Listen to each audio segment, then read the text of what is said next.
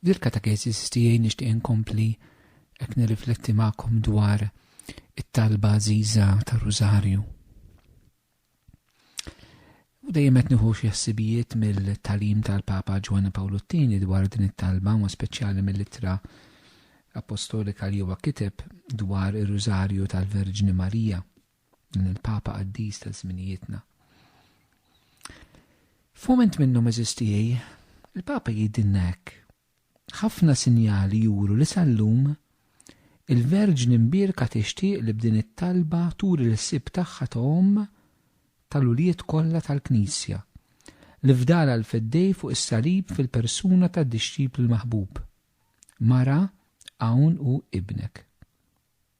Kulħadd jaf tajjeb bil-ġrajiet tas-sekli 19 u 20 li fihom l-Omm ta' Kristu rid ruħha u semmet leħinha biex tħeġġeġ il-poplu ta' Alla għal din l-għamla ta' talba kontemplattiva.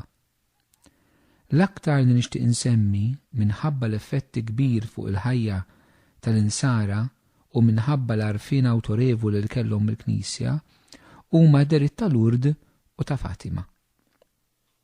Dan huwa kliem eżistijej li jgħid Ġwanni Pawlu II fil-littra tar-Rużarju tal-Verġni Marija propju l-paragrafu 7.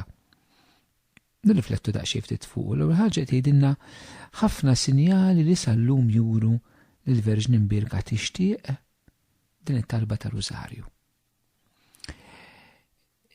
Tgħidilna eżistijej hawnhekk xi ħaġa mhux biss ir-Rużarju kemm huwa l-qalb il-Knisja, il-Knisja tirrikmanda it-talba tar-Rużarju, imma qiegħed anke jgħidilna eżistijej li din hija talba żgħiża b'mod personali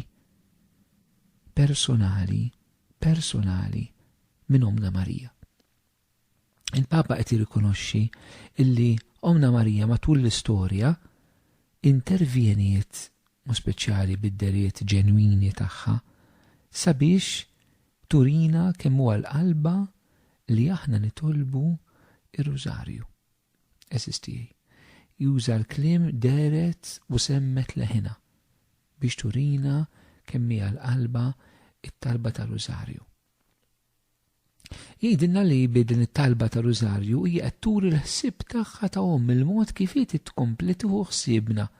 Il-Papa hekk jitlaq mill-esperjenza ta' Marija fil-mixja tagħha ta' fidi. Meta fuq il-Kalvarju, Ġesu jgħidilha hawn u ibnek u d-dixxiplu l-maħbub jgħidlu hawn ommok. U minn dak il-ħin id-dixxiplu ħad għandu. Dak il-mument Marija ssir l-Omm spiritwali tad-dixxipli ta' Ġesu. U hawnhekk Marija tittieħu ħsiebna aħna nilqawha bħala Ommna. U l-Papa qed jgħid wieħed mill-modi kif Marija tieħu ħsieb il-ulieda huwa billi ulieda jingħaqdu magħha fit-talba żgħiża tar-Rużarju. Allura hawnhekk għandna hekk din ir-rabta mal-persuna ta' Marija bħala Omm. Biex ngħidu hekk, ir-Rużarju huwa bħal kurdun illi jaqqat il-tarbija fil-ġuf ma' Omma. Ir-Rużarju hekk jiesu fil-ħajja tagħna eżistijej. Jorbotna wkoll jaqqadna bil-intimità ma' Ommna Marija. Għalhekk tant qaddisin li r-relazzjoni tagħhom mal-Madonna anke għixuha permezz ta' din it-talba tar-Rużarju. Ħassuha daqshekk qrib tagħhom permezz tat-talba tar-Rużarju. Il-Papa fost oħrajn ma jagħmilx lista, fost oħrajn li huma approvati mill-Knisja jagħmel referenza biss għal żewġ deriet partikolari tal-Madonna tal-Lourdes ta' Fatima u jgħid minħabba l-impatt li għandhom fuq il-poplu tagħha, forsi d-deriet tal-Lourdes ta' Fatima huma l-iktar żewġ deriet hekk li n-nies jafu bihom, u anke għaliex kif jgħid il-Papa stess minħabba il-rikonoxximent awtorevoli tal-Knisja fuqhom l-Knisja approvatom fuq li approvatom mhux biss b'digriet uffiċjali imma anke bil-preżenza tal-Papiet f'dawn iż-żewġ postijiet. Għalkemm meta l-Knisja anke taċċetta u tapprova dera tal-Madonna, aħna m'għandniex obbligu li nemmnuha għaliex id-dera tal-Madonna tibqa' dejjem esperjenza personali ta' persuna. Fil-każ ta' Lourdes ta' Bernadette, fil-każ ta' Fatima, Francesco, Lucia u Ċaċente, esperjenza tagħhom. Aħna dak li aħna obbligati li nemmnu dak li fil-Vanġelu, dak biss. Dawn l-esperjenzi privati personali l-Knisja ma tpoġġilna u għandu jkun l-ebda obbligu li aħna rridu nagħmluhom anke meta huma ġenwini. Però Knisja ovvjament meta tgħidilna li huma ġenwini, allura biex ngħidlek qed tiftiħilna l-biberaħ biex aħna nistgħu nilqgħu dak li persuna esperjenzata isir b'xi mod esperjenza anke ekklezjali, esperjenza tal-komunità. Meta Knisja tħoss li għandha tipproteġi l-poplu tagħha minn xi esperjenza, allura tagħmilha ċara wkoll. Imma fl-urtu fatti manna dil-ġudizzju pozittiv ħafna ta' Knisja u fit-tnejn li huma għandna r-rabta ma' Rożarju. U forsi hemm affarijiet li jridu nitalmu minn dawn iż-żewġ deriet li l-Papa qiegħed jenfasizzhom f'rabta mat-talba ta' Rożarju. Jekk nibdew mill-Lurd, naraw li ġewwa Lurd il-Madonna b'differenza minn deriet oħrajn, il-Madonna ġewwa Lurd titlob ir-Rożarju ma' Bernadett. Ġewwa Fatima tgħidilhom biex jitolbu Rożarju u ma titlobx ir-Rożarju magħhom. Imma f'Lurd titlob u hekk allura hekk din l-esperjenza li aħna fir-Rożarju ningħaqdu ma' Marija. Ovvjament ma kienx qed titlob islima l-Madonna, skont Bernadett kienet titlob il-Glorja biss. Imma turina li aħna fir-Rożarju Marija hija maquda magħna dik l-esperjenza li tagħmel Bernadett waħedha hija biex ngħidu hekk tieqa eye-opener li turina l-verità li nesperjenzaw il-kol kemm aħna, anke ma narawix Bernadett kellha grazzja li tara, imma din mhux għalija di biex tiftaħ għajnejn kull min jitlob Rożarju x'jiġri li aħna Marija tkun magħna. Allura f'Lurd naraw din ir-realtà, il-preżenza ta' Marija li aħna din faqda magħha meta qed nitolbu Rożarju u din tfakkarna allura fiċ-ċenaklu. Għaliex il-Knisja fil-bidu kien jitolbu fl-imkien ma' Marijom Ġesu skont l-Atti tal-Apostli kapitlu 1 vers 14. Jistennu l-miġġa tal-Ispirtu hija talb ma' Marija. Hija esperjenza daqshekk profonda jew nħossuha fina sistej. Li meta qed nitolbu Rożarju aħna maqudin ma' Marija kif kienu l-Apostli fiċ-ċenaklu mhux jimxu ġerri. Imma f'qalbna irid ikollna din il-konvinzjoni jien qed nitlob maqud magħha. Kif kienu l-Apostli fiċ-ċenaklu. Eżisti. U jekk irridu nifhmu l-qawwa ta' din it-talb magħha li mbagħad isir anke talb lilha bl-interċessjoni tagħha. Nixtieq ngħidilkom x'qal darba l-Papa Benedittu 16. Qal m'hemmx Knisja mingħajr Pentekoste u m'hemmx Pentekoste mingħajr Marija.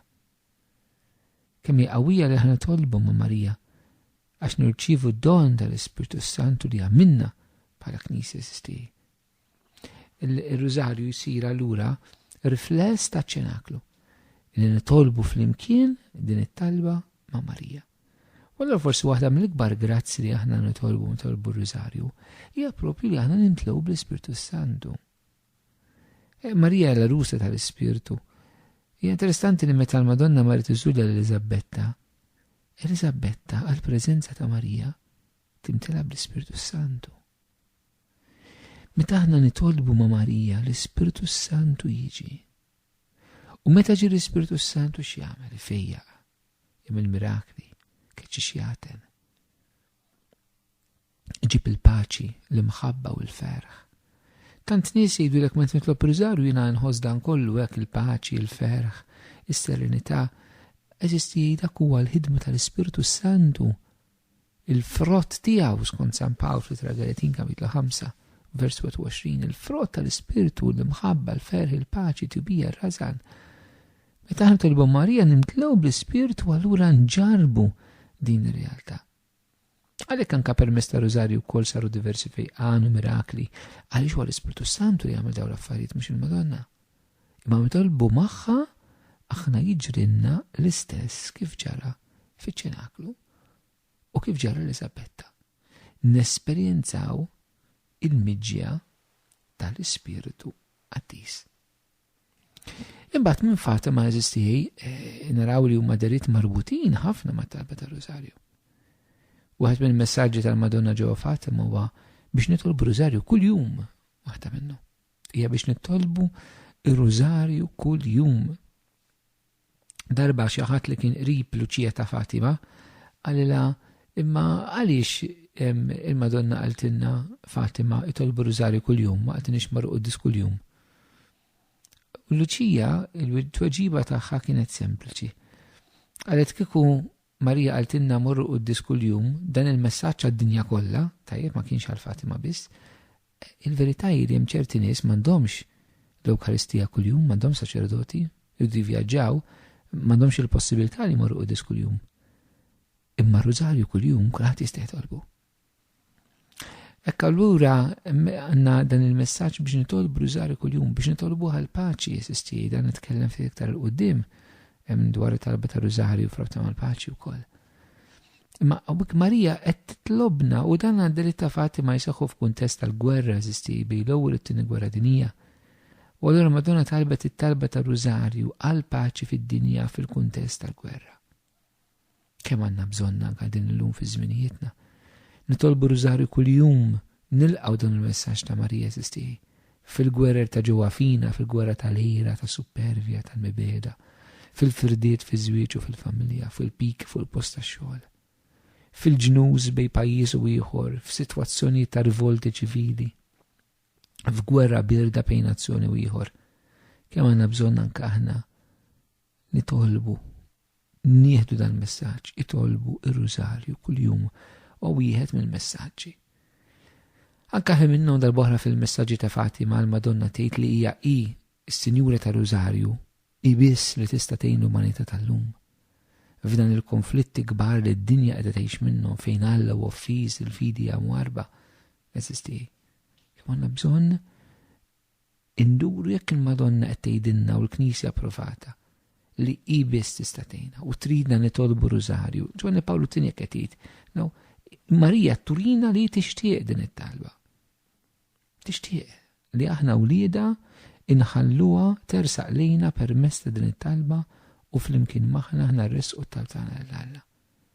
Jekk Omna tas-sema qed titlobna dan, min aħna biex ngħidulha le. Anke jekk għadna ma nifhmux biżżejjed it-talba tar-Rużarju, imma forsi l-imħabba tal-Om li qed titlobunna, anke jekk ma nifhmuhx, tista' tqanqalna biex ngħidu iva. Ir-Rużarju f'dan id-dawl allura huwa t-talba ta' xewqa ta' Om min jitolbu tkun tifel xkejken. Ġesu qalilna li ma nsirux bħat tfal iż-żgħar ma nitlux fis-sart Natalla. F'San Ġwan jgħidilna mod ieħor li jekk ma nitwildux minn ġdid mill-ilma u mill-Ispiritu ma nitlux fis-sart Natalla. Meta aħna li twildu mill-ġdid insiru tfal xkejknin. Tfal xkejknin għandhom bżonnhom. Tfal xkejknin jitkellmu b'mod repetittiv. Hawnhekk għandna ir-Rużarju jitolbu mhux is-superf, mhux il-kburi, imma l-umli u xkejken, maħbubin tiegħi. U allura biex inwieġbu għal din ix-xewqa tal-Om tagħna tas-sema, irridu nkunu nies umli foqra u ċkejkna. Għalhekk ħafna drabi huma dejjem min is-sempliċi foqra u ċkejkna li jitolbu t-talba tar-Rużarju u li jwieġbu s-sejħat ta' Marija. Waqt li min jaħseb li jfhem ħafna jibqa' jdum jara jtella jniżżel jiddiskuti u forsi jmut hekk, qatt ma jaqbad il-kuruna f'idejh u jitlob battu milta. Inħeġġixkom mill-qalb jekk forsi tittella u tniżlu dwar din it-talba. Ommok tas-sema titlobilek hija waħdi. Min inti biex tgħidlha? Ibda, ipprova, ħallija tersaq għalik permezz ta' din it-talba. Imbagħad isisti hekk mela qed naraw li hija x-xewqa ta' Marija wkoll li aħna nitolbu din it-talba ta' Rużarju, ma mhix biss ix-xewqa ta' Marija, ma hija anke x-xewqa ta' Omna l-Knisja. Il-Knisja tant drabi ma nixbaqat ngħid kemm il-darba, biss il-Papa il-Jun 13 ma nafx kemm l-enċiklika dwar ir-Rużarju kiteb, no? Imma għandna l-Knisja li kontinwament minn Papa l-ieħor minn żmien għal ieħor tfakkarna dwar l-importanza ta' din it-talba, mhix biss l-Om tagħna tas-sema, imma anke l-Om tagħna tal-art. Il-Knisja li turina il-żbuħija, il-bżonn, l-inkoraġġiment li aħna nitolbu hekk din it-talba żgħiża. Qed ngħidana għaliex aħna wlied il-Knisja eżisti. U dak li tagħtina l-Knisja ma tjunix b'kapriċċ.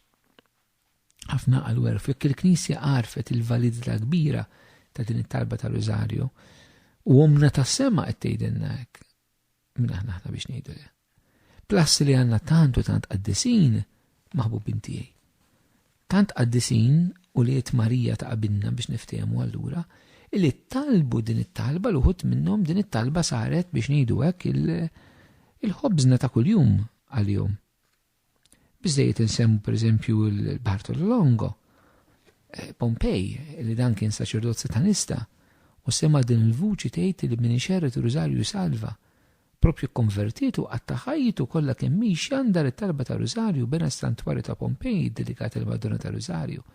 Min satanista jsir apostlu ta' Rużarju. Figura l-kol kemm aħna nafuha eżistijej u nafu kemm kien iħobb it-talba ta' Rużarju Padre Pio, San Pio tal-Pjagi. Inkollu bil-kuruna fidejh ma nafux kemm il-darba kien jitlob ir-Rużarju kull jum eżistijej għal tant nies li jkorrokow lejh għal grazzi li kellhom bżonn tant drabi biex jiġġielet il-ħidma diabolika tax-xitan fil-ħajja tiegħu u fil-ħajja tal-oħrajn. Ma narawh li inħin kollu kemm jista' jkun fil-ħin liberu tiegħu jitlob it-talba ta' Rużarju. Kien it-testament spiritwali Padre Pio li ħalla lil uliedu. Meta Fra Modestino li kien jgħix miegħu qrib tiegħu għallu tipos x'kelma tittati lill-uliedek lejn l-aħħar, no? Nagħtihom ir-Rużarju. Ir-Rużarju li Madonna kienet qaltu hija l-arma tiegħu Padre Pio, hija l-arma tiegħu. Hekk tant qaddisin Madre Teresa fi żminijietna nafu kemm kienet titlob ir-Rużarju u tafda kollox f'idejt talba ta' Rużarju. San George Preka saħansitra u Malta għandu ktieb fuq ir-Rużarju wkoll maħbubin tiegħi. San Luigi Maria de Montfort qaddis ieħor li kien iħobb tantu tant it-talba ta' Rużarju. Father Ian Payton huwa saċerdot hekk li mitfama ta' Qdusija l-Amerika li ħareġ bil-frażi sabiħa The family that prays together stays together li kien xerret tant ukoll ir-Rużarju stess sar apostlu ta' Rużarju Mqaddes. San Ġwan Pawlu II fi żminijietna sistijej li diversi drabi tenna u insista l-Rużarju huwa talba favorita tiegħu maħbubin tiegħi. U meta naqraw hekk il-ħajja tiegħu minn nies li kienu qribu nafu kemm tant drabi kien isib ir-rifuġju tiegħu fir-Rużarju Mqaddes maħbubin tiegħi. Imbagħad għandna qaddies oħra li kienet tħobb ħafna l-Madonna dwar ħansemmiha għall-kuraġġ ta' min forsi fir-Rużarju jaqta' qalbu jorqod ma jirnexxux jitolbu dejjem. Hija Santa Teresa tal-Bambin Ġesu, qaddies li nħobb ħafna fil-mixja spiritwali tiegħi illi tgħid fil-kitbiet tagħha stess li minkejja li kienet tħobb il-Madonna b'imħabba tal-ġen, però kienet isibha diffiċli titlob ir-Rużarju. Għaliex moħħha kien diffiċli jikkonċentra, kienet isib diffikultà, imma kienet titolbu xorta waħda, però kellha di diffikultà.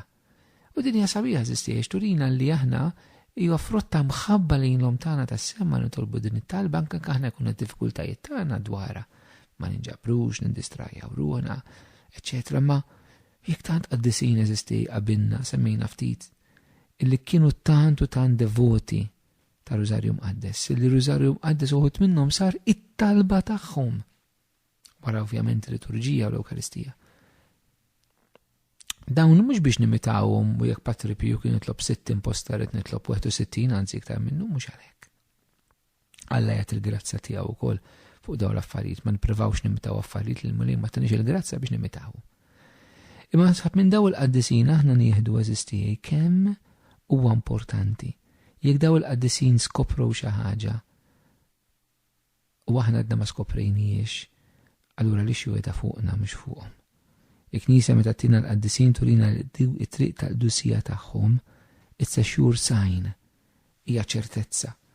U allura meta naraw il-ħajja tagħhom għal-rigward ta' talba ta' Rużarju ma nistawx ma nitqanlux eżistijaj biex aħna nitolbu din it-talba li Omna Marija titlobna tantu tantija għażiża għalija. Mela Marija titlobna, il-Knisja titlobna eżistijaj.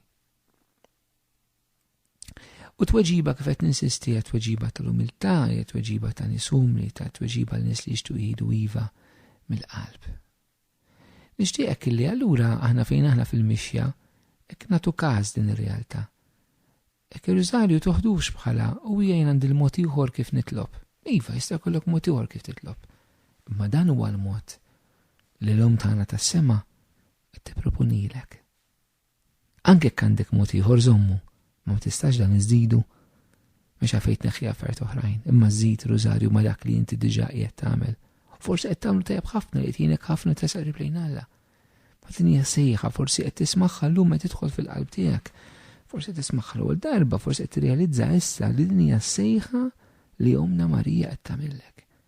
Li titlob din it-talba. Ejjew ma ngħidux le lil dik li lil Alla qaltlu iva minħabba fija u minħabba fik.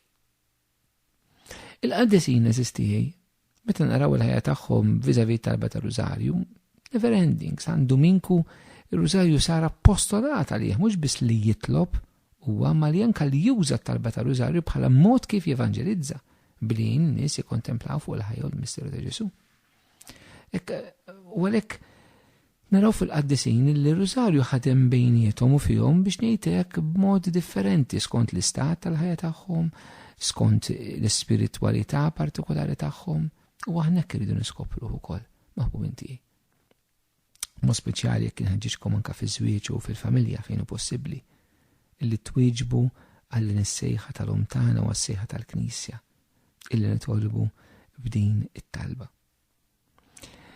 Ħabib, jekk l-ikbar qaddisin ħassu dan il-bżonn minn aħna nerġa' ngħid sabiex ngħidu le. Minn aħna sabiex ngħidu le. Dan huwa mument ir-Rużarju fejn il-Knisja u Omna Marija bħala żewġ ommijiet tagħna qed jitolbuna l-istess ħaġa. Ma qed jitolbuna xejn differenti. Eżisti fejn jidħol din it-talba żgħiża tar-Rużarju. Dan id-dawn nixtieq inħeġġiġkom ukoll sabiex uħud minnkom forsi tistgħu tħossukom li għandkom sejħa biex tippromovu t-talba tar-Rużarju. Għalkemm hija talba l-kulħadd, imma uħud jistgħu jħossu din il-vokazzjoni partikolari. U jiena nixtieq nagħmel appell minn qalbi. Jekk xi ħadd hekk iħoss il-sejħa mingħand il-mulej fil-qalb tiegħu biex jixxerret iktar it-talba tar-Rużarju, għamluha. Għamluha, jekk tixtiequni ngħinkom f'dan jiena lest li ngħinkom hija talba ħafna l-qalbi u nixtieq ħafna anke jiena stess nippromovi din it-talba. Eżisti għax naf li toġob l-Omna Marija u l-Knisja Ommi. Imma uħud tistgħu ssejħu hekk tħossu fikom, ġast li nitolbu, ma oħrajn tħossukom siru apostli ta' Rużarju Mqaddes, no? Illi xandruh fl-antik kellna l-konfraternitajiet ta' Rużarju li naf li llum anke tipprovaw jirġu jaqbdu u b'mod tajjeb, b'mod ta' katakezi, b'mod ta' talb. Ejjew ma nibżawx eżistijaj. Hekk unħeġġiġkom ħafna sabiex fejn għandna affarijiet tradizzjonali, konfraternitajiet ta' Rużarju hekk, ma nirriduċux dawn l-affarijiet biex noħorġu proċessjoni fil-festa tal-Madonna ta' Rużarju il-mod kif nilbsu u l-affarijiet jifqu hemm. Imma naraw li jkunu affarijiet kontinwi ta' katakezi, ta' edukazzjoni, ta' promozzjoni kontinwa matul il-ħajja tas-sena, mhux tal-okkażjoni. Hekk inħeġġeġ ħafna kull min fil-Knisja eżistijaj, anke huwa f'responsabilità. Allura l-isfijiet, il-kappillani, il-superiori tal-reliġjużi, katekisti, leaders ta' gruppi, pre-groups, etc. Tibżawx tippromovu t-talba ta' Rużarju fl-qdiet u l-movimenti tagħkom u fil-parroċċi fid-dioċesi u ma nafx fejn aħna. Eżisti. Ninaqdu mal-Knisja Omna Marija. U aħna nħeġġu wkoll biex din it-talba tintalab ta' spiss, tintalab kuljum. Eżisti. L-istess nixtieq inħeġġeġ hekk il-ġenituri sa fejn hu possibbli fil-familja.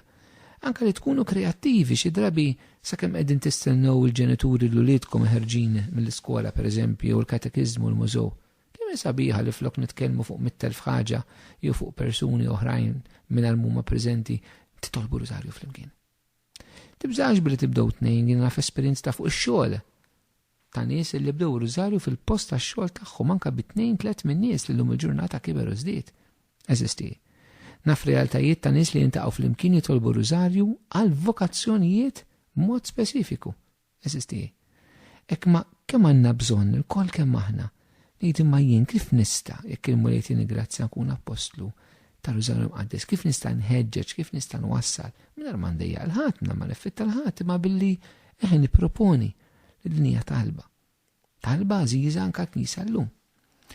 U nixtieq nagħlaq billi ninkoraġġixxi Dawk laqdiet li għandhom din il-missjoni mod partikolari, mu speċjali nixtieq nagħmel referenza Legion of Mary, esistili, meta jiena kont żgħar kont parti minn Legion of Mary, li daħal tant u tant f'qalbi anke Rosario fis-sem tiegħi ma' Legion of Mary, manka minn qabel meta kont iżgħar, imma Legion għani iktar.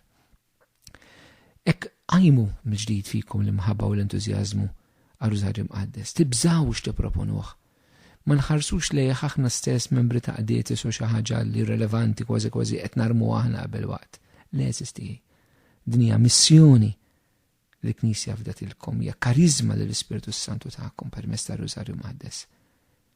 Aħdmu biex ixxerdu il-kol kemm aħna eżisti din it-talba tant u tant għażiża ta' Rosario Mqaddes. Ħalli permezz tagħha niltaqgħu mal-mulej nikkontemplaw lilu, nirċievu l-grazzi u jkollna verament il-paċi u l-preżenza tal-Mulej Ġesu fil-ħajja tagħna.